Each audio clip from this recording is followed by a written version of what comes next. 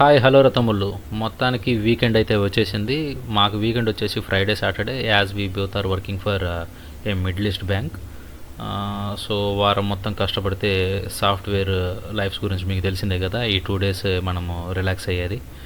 మా ఆవిడ చాలా రోజులు ఎందుకన్నా అలాగా బయటికి వెళ్ళామని తినొద్దామంటే సో స్టార్ట్ అయ్యాము. మా వైఫ్ కీస్ వాళ్ళ ఫాదర్కి ఇచ్చి వచ్చేసింది. విజయవాడలో మ్యాక్సిమం మేము ఆల్మోస్ట్ ఆల్ న్యూ రెస్టారెంట్స్ అన్నీ కవర్ చేస్తూ ఉంటాము మా వీకెండ్స్లో. మ్యాక్సిమం వీకెండ్ మాకు అవుట్ సైడ్ ఫుడ్డే ఉంటుంది. కొంచెం మాకు ఎప్పుడు ఇంట్లో ఉండి రిలాక్సేషన్ ఉండదు కాబట్టి అట్లా సరదాగా బయటకు వచ్చి కొత్త కొత్త రెస్టారెంట్స్, న్యూ ఫుడ్స్ ట్రై చేస్తుంటాం. అలాగే అంబేద్కర్ స్టాచ్యూని చూసుకుంటూ పీవీపీకి అయితే వచ్చేసాము. విజయవాడ ఎప్పుడు వచ్చినా మేము మిస్ అవ్వకుండా వెళ్ళేది మాత్రం పీవీపీ. ఎందుకంటే ఈ పీవీపీలో ఉన్న ఆ కార్ రైడ్ అంటే మా పాపకు బాగా ఇష్టం. సో తను ఈ వీకెండ్లో తిప్పిన ఈ మెమరీస్ తోటి వీక్ అంతా పీవీపీ కార్ అని చెప్పేసి చెప్తూ ఉంటుంది. అందుకని విజయవాడ ఎప్పుడు వచ్చినా తను అలా ఎక్కించుకొని తిప్పుతూ ఉంటా. ఈలోపే పక్కన ఉన్న మిలిటరీ హోటల్ నేను ఆల్రెడీ రీల్స్లో చూశాను, దీని గురించి బాగా మంచి రివ్యూస్ ఉన్నాయి. సో ఒకసారి ట్రై చేద్దామని చెప్పేసి తీసుకొచ్చాను. ఇక్కడ ఇస్తరాకు భోజనం మంచి ఫేమస్.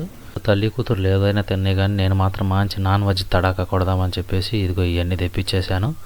మొత్తానికి ఐటమ్స్ అన్నీ చూసుకొని అసలు కుమ్మి పెడేద్దామనే లోపు మా ఆవిడ ఒక్క చూపు చూసి బేబీ ఉందని చెప్పేసింది. బేబీ అనేసరికి నేను కాంప్రమైజ్ అయిపోయి వద్దనేసరికి వెయిటర్ అక్క కిందకి పైకి 2 సార్లు చూసి సర్లే అని చెప్పేసి వైట్ రైస్ తెచ్చి పెట్టింది. మా పాప అయితే నాకు ఒక సపరేట్ ఇసరాకు కావాలనింది. మా ఆవిడేమో కూల్ వాటర్ వద్దు నార్మల్ వాటర్ తెమ్మంది.